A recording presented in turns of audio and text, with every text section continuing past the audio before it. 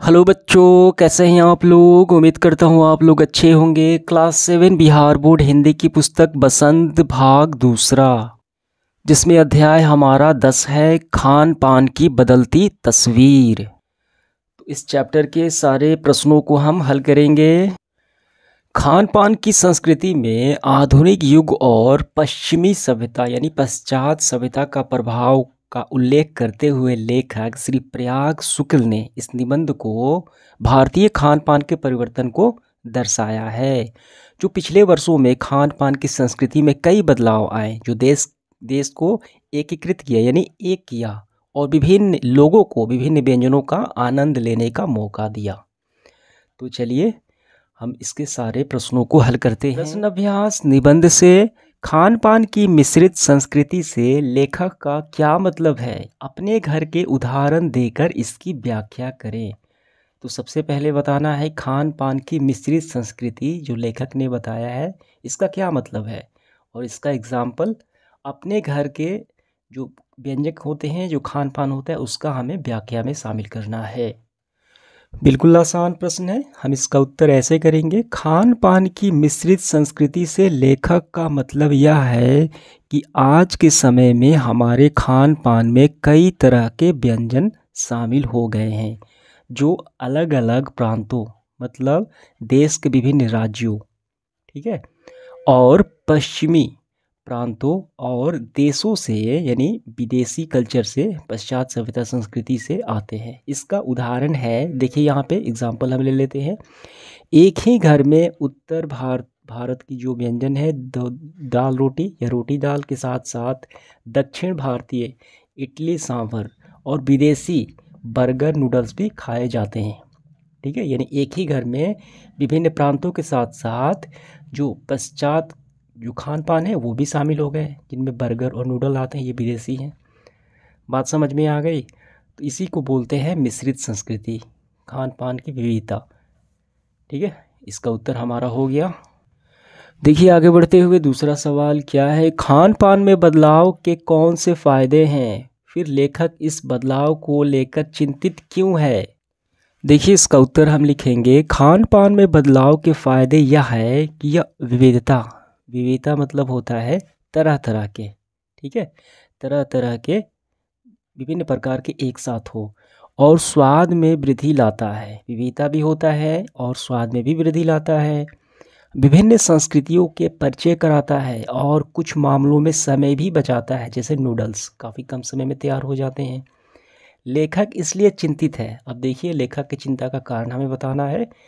लेखक इसलिए चिंतित है क्योंकि इस बदलाव से पारंपरिक और पौष्टिक जो हमारी कल्चर जो है, जो चली आ रही है सदियों से, पारंपरिक खान पान और पौष्टिक स्थानीय व्यंजकों की जगह अस्वास्थ्यकर जंक और फास्ट फूड का चलन बढ़ गया है। लोग junk food, pizza, burger, noodles वो सारे खा रहे हैं, जिससे स्वास्थ्य संबंधी समस्याएं हो रही हैं और पारंपरिक संस्कृति पहचान कमज़ोर हो रही है। यही चिंता का विषय लेखक ने जाहिर किया है। ये आपका उत्तर कंप्लीट हुआ। चलिए देखते हैं तीसरा सवाल, खान पान के मामले में स्थानीयता का क्या अर्थ है। इसका उत्तर करेंगे हम, खान पान में स्थानीयता का मतलब है किसी विशेष स्थान या क्षेत्र के प्रसिद्ध व्यंजन। यह उन पकवानों को बताता है जो उस जगह की संस्कृति और पहचान का हिस्सा होते हैं। जैसे कि एग्जांपल देखिए, मुंबई का पाव भाजी जो फेमस है वहाँ का, आगरा का पेठा, बिहार का लिट्टी चोखा।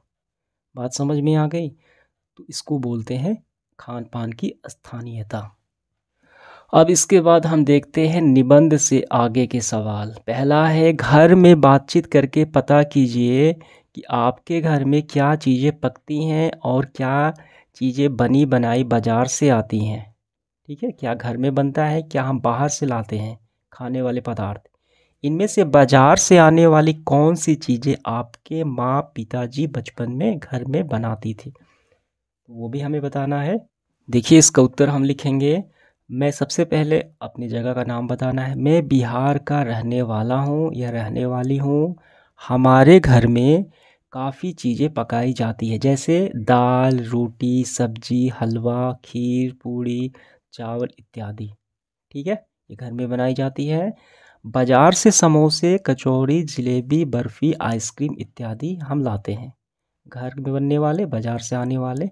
पहले माँ पिताजी बचपन में पूरी, रोटी, हलवा बनाए, ठीक है, बनाए जाते। तो पहले के ज़माने में जो है नूडल्स नहीं थे, ठीक है, बर्गर नहीं था, पिज़्ज़ा नहीं था। पहले के ज़माने में 20-22-30 साल पहले, ठीक है, उसका चलन नहीं था। ये सारे विदेशी हैं ये, ठीक है, जैसे मोमोज हो गए, जो आज के समय में ये सारे चलन हैं, ठीक है। तो ये आपका उत्तर हो गया। अब इसके बाद देखिए दूसरा सवाल। यहाँ खाने, पकाने और स्वाद से संबंधित कुछ शब्द दिए गए हैं। यहाँ हम देख पा रहे हैं, इन्हें ध्यान से देखिए और इनका वर्गीकरण कीजिए। हमें बांटना है, उबालना, तलना, भूनना, सेकना, दाल भात रोटी। देखिए यहाँ पे आलू, यहाँ पे हम लिखेंगे भोजन में, ठीक है। आलू को कैसे बनाते हैं? तो आलू को बनाते हम उबाल कर, ठीक है। बैगन को भून कर, ठीक। अब स्वाद भी बताना है कैसा लगता है। रोटी को सेक कर, ठीक है। पापड़ को सेक कर या तल कर, ऐसे। तो यहाँ पे मैं लगा देता हूँ, वहीं से आपको इसको पूरा कर लेना है दूसरे को। अब बात आती है तीसरे सवाल की। छौंक, चावल, कढ़ी, इन शब्दों में क्या अंतर है, समझाइए। इन्हें बनाने के तरीके विभिन्न प्रांतों यानी विभिन्न राज्यों जो भारत के हैं अलग अलग हैं। पता करें आपके प्रांत में ये कैसे बनाया जाता है, ठीक है। तो चलिए इसका आंसर हम लिखते हैं। तो सबसे पहले इन तीनों में अंतर हमें बताना है, क्या अंतर है, ठीक है। तो देखिए, छौंक, चावल और कढ़ी। छौंक क्या है? एक विधि है जिसमें मसालों को तेल या घी में भूनकर पका, ठीक है, पकवान में डाला जाता है, जैसे कि दाल में भी, सब्जी में भी, कढ़ी में भी, ठीक है, छौंका जाता है। चावल एक प्रमुख अनाज है जिसे उबालकर या भाप में पकाकर तैयार करते हैं। कढ़ी एक प्रकार की रेसिपी है जो दही और बेसन से बनी होती है, जिनमें पकौड़े डालते हैं। समझ में आ गया? ये पूरा हो गया, ठीक है। बनाने के तरीके भी हो गए और प्रांत में कैसे बनाया जाता है वो भी हो गए। ये पूरा हो गया आपका, ठीक, तीसरा सवाल। इसके बाद है चौथा सवाल। पिछले शताब्दी में खान पान की बदलती हुई तस्वीर का, ठीक है, यहाँ पे खाका खींचे इस प्रकार हो। देखिए यहाँ पे सन 60 के दशक में छोले भटूरे, ठीक, सन 70 का दशक इडली डोसा। जैसे जैसे समय बढ़ता गया, ठीक है, तो खान पान भी पुराने होते चले गए। 80 के दशक ये पुराना है और ये 90 के दशक, देखिए ये आधुनिक है, ठीक। और ये सबसे पुराने हैं, 60, 70, 80, 90, ये सबसे आधुनिक हो गया, ये सबसे पुराना हो गया। पिज्ज़ा, पाव भाजी। तो इसी प्रकार से इन आंकड़ों जैसे कुछ कपड़े या पोशाकों के बदलती तस्वीर का हमें खाका खींचना है, ठीक है। बिल्कुल आसान है, आपको ध्यान देना है। जो अवधि लेंगे हम 60 से 90 ही लेंगे, 60, 70, 80, 90। तो यहाँ पे मैं लगा देता हूँ, वैसे ही आपको इसको कर लेने हैं पूरा। अगला सवाल है पांचवा। मान लीजिए कि आपके घर कोई मेहमान आ रहे हैं जो आपके प्रांत का पारंपरिक भोजन करना चाहते हैं, जो आपके क्षेत्र में फेमस है। उन्हें खिलाने के लिए घर के लोगों की मदद से एक व्यंजन सूची, मेन्यू बनाइए। तो हम बिहार का लेंगे, क्या फेमस है? चावल, रोटी, लिट्टी चोखा, वो सारे फेमस है, ठीक है। ये मेनू बस तैयार कर देना है कि अनाज में, सब्जी में और सब क्या क्या लेंगे। इसका मैं लगा देता हूँ, वहीं से कर लेने हैं। अनुमान और कल्पना वाले सवाल ये आपको अपने से ही करने हैं। भाषा की बात देखिए, यहाँ पे